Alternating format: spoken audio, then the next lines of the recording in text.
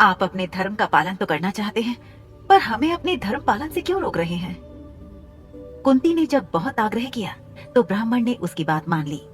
उसने दबे स्वर में कहा, अच्छी बात है बहन, ईश्वर तुम्हारा भला करे। कुंती ब्राह्मण के पास से उठकर भीम के पास गई।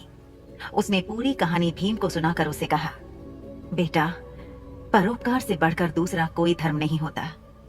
तुम ब्राह्मण कुटुंब की ओर से बक के पास जाओ। यदि बक तुम्हें मारकर खा जाएगा तो मुझे प्रसन्नता होगी कि मेरा बेटा परोपकार की वेदी पर बलिदान हो गया। भीम ने बड़े हर्ष के साथ अपनी माँ की आज्ञा को स्वीकार कर लिया। उसने कहा, माँ, तुम्हारी आज्ञा शिरोधार्य है। बक मुझे क्या मारकर खाएगा? तुम्हारे आशीर्वाद से मैं उसे मिट्टी में मिला दूंगा। संध्या का समय था। भीम एक गाड़ी के ऊपर खाने पीने का सामान लादकर उसे खींचता हुआ बक के निवास स्थान की ओर चल पड़ा।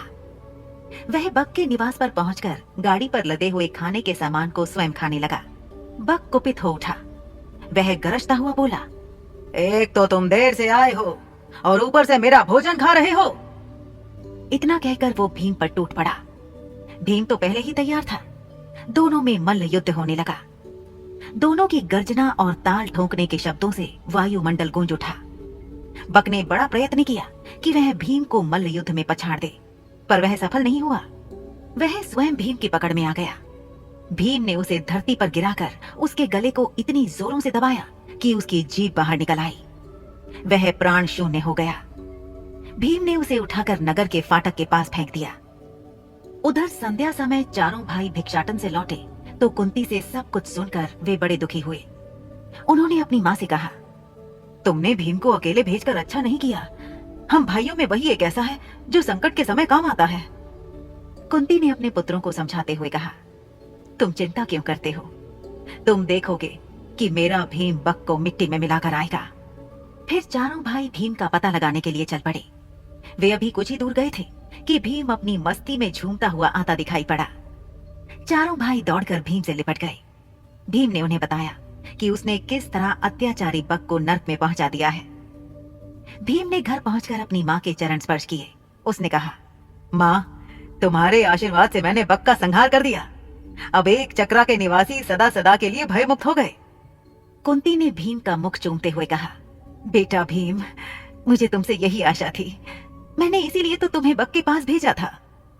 प्रभात होने पर एक चक्रा निवासियों ने नगर के फाटक पर बक को मृत अवस्था में पड़ा हुआ देखा। उन्हें जहां प्रसन्नता हुई वहां आश्चर्य भी हुआ। बक का वध किसने किया? क्या ब्राह्मण ने? एक चक्रा के निवासी दौड़े दौड़े ब्राह्मण के घर पहुंचने लगे।